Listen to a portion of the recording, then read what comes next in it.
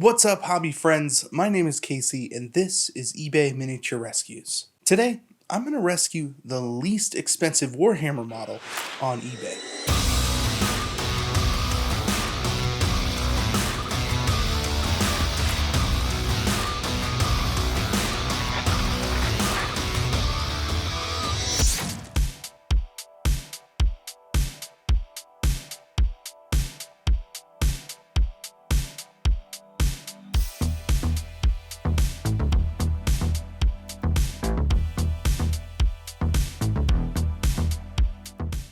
So I had this idea the other day that I could go on eBay and with a little bit of search parameter tweaking, come up with a listing that would be the absolute cheapest, full, mostly usable model on eBay. I wanted to specifically search for Games Workshop models because that's primarily what I know, and what would be the most useful or relevant to a game of Warhammer I could play in the future, potentially. So here we go. I'm going to head to eBay and type the search term Warhammer. Nothing else before or after, and nondescript enough to get both 40k and Age of Sigmar models into the mix. From there, I'll change the filters to used models only, sort by buy it now and lowest price. Thinking about it, the best possible scenario would be to get a full model that isn't missing any parts, painted or not, doesn't really matter, and priced at 99 cents, which I'm pretty sure is the lowest possible bid you can put on something on eBay. The bigger hope is that shipping would also be free, keeping the price to exactly $1. So after all that, I actually ended up with something really cool. The price could have been a little better. I paid a grand total of $6 with shipping. But at the time, this was the absolute cheapest Warhammer Mini on eBay.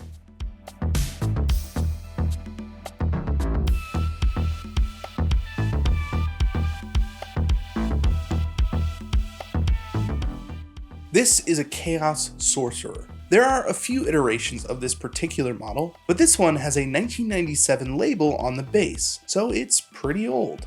I did a little digging on this particular sculpt, and all I could find were some old eBay auctions for the same model. If anything, we got a pretty good deal on this exact guy. Otherwise, there were bits of lore that talked about what Chaos Sorcerers do, and that there are several more iterations of these models. Most prominently was the Tzeentch version, which I think I actually have somewhere. Let me go check.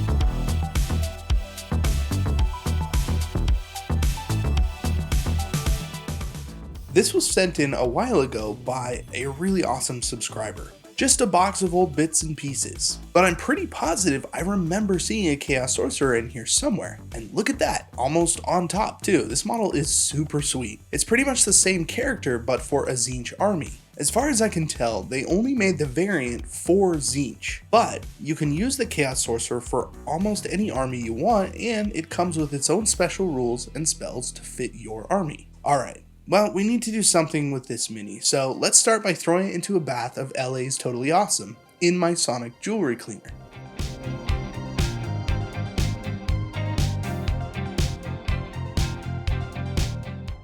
This should start to take the paint off of the model so we can get a better look at what we're working with. Once the model has gone through a few cycles and the real thick stuff has been brushed off of the model, I'm going to take a closer look at the joints to make sure that all of the old paint and super glue has been removed. Pewter minis can glue together with no problem using CA glue, but only as long as the metal parts are in direct contact. If there's any paint in the way, then the bond will be bad and the mini will just fall apart. Using a hand drill and X-Acto knife, I remove the excess junk from the bonds, and in order to make sure there will be a good bond with the glue, I'll use my Dremel with a wire brush attachment to clean the rest of the joints. I like using a Dremel on pewter minis because, and this is important, if you use a soft bristle wire brush, you can really get a good shine back on these old models, and you're not taking away any metal. Just make sure to wear a mask when you do this because there are particles of old paint and glue that get blasted off and just put right into the air. As far as a base, I needed to do a couple things first. Let's check the GW site and see what size these models sit on today. 32 millimeters. Seems pretty big, but it is what it is. Then decide what the overall look should be. Since this model will need to fit into multiple armies, theoretically, it should have a pretty simple base. If I want to make it more permanent, then I can always add more details in later. For now, I'm going to carve out a spot for the Mini on this 32mm round base with cork. Pin the model into the base using a paper clip through the foot and cover it with PVA and beach sand.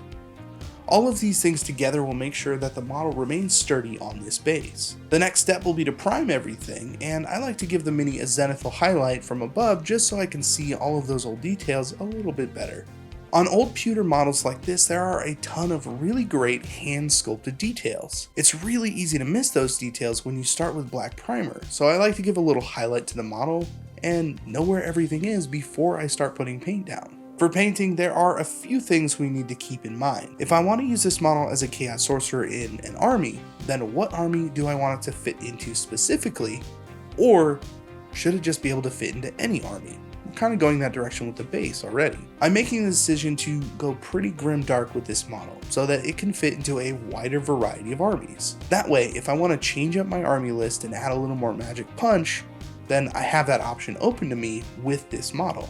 I'm going to start with some burnt umber ink through the airbrush. A lot of this model is pure trench coat, so I want to try and get that knocked out first. Then we can go around the model and start to fill in the other details. I want to take my time building up the ink to different levels of intensity or opacity. That way there's a nice variety in the leather, and because the burnt umber ink is transparent, it's going to pick up our zenithal and give us a good idea where the highlights are going to go. In order to push the contrast on this cloak more, I come in with a pretty large brush and start to layer in some shadows. I'm using a dark brown and pushing those shadows just a little bit more than the inks. So we get a nice gradient of brown all over the cloak. For the highlights, I get out a lighter brown and mix that into my original brown color. This gives a little bit of a step up in tone and makes the layering process a little bit smoother. Then, using that pure lighter brown, I go over all of the raised detail on the cloak. After a little back and forth, I come back in with that lighter brown mixed with some light flesh tone and texture the leather using little perpendicular lines and stippling. This gives the cloak a real worn leather look that can pretty much go into any Chaos army. Lots of worn leather in all of those Chaos games. For the metallics, I start off by base coating everything with a dark silver. I also brought out the good old Vallejo liquid gold to put some variety into those metallics.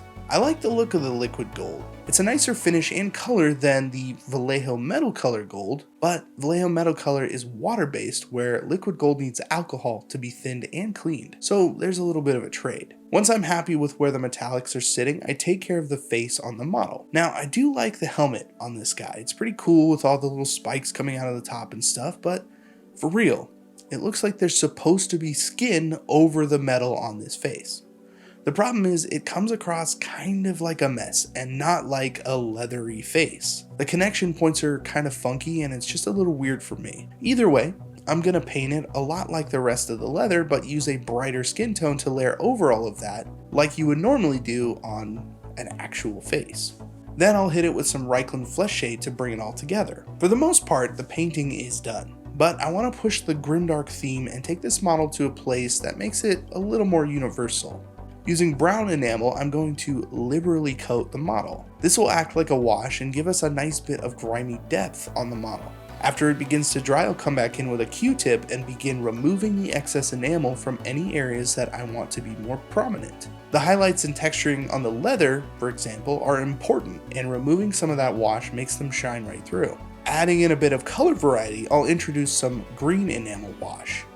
This will bring in some color and give us a kind of swampy look to that leather and the base. Once everything on the model is dry, I plan on adding one more thing to really let this guy go into pretty much any Chaos army, and that is a little bit of hot pink. The staff of this model has a really cool crystal at the end that's being clutched by some kind of claws. Using some white ink through the airbrush, I'm going to spray down the model pretty lightly to give it just a misting of light that will be our OSL effect.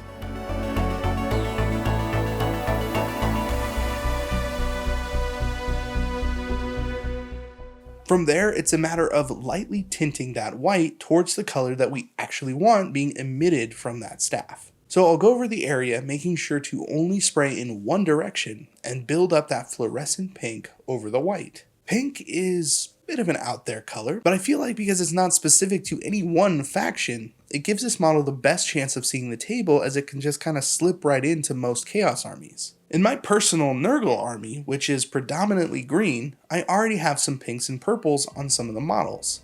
So I can see myself throwing this guy into the mix from time to time. Even at the absolute lowest end of the spectrum, eBay probably has something to offer. If you're looking into just picking something up for the fun of it, or enjoy the prospect of a somewhat random mini, this is a really fun way to go about that. Today, this Chaos Sorcerer was the cheapest Games Workshop model on eBay.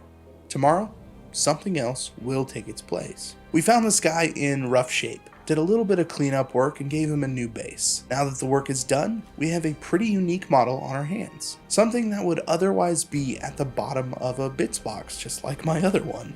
It's a good day when an old mini gets a new life, and I'm pretty happy with how this one turned out. Until next time, please enjoy this newly resurrected Chaos Sorcerer.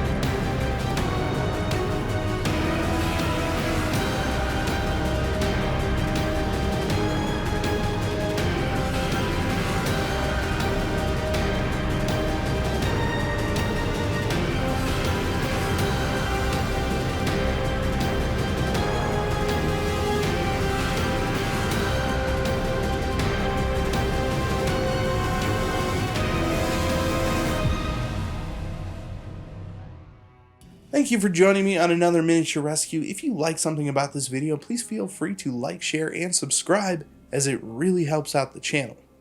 Once again, I'm Casey, and I will see you in the next video.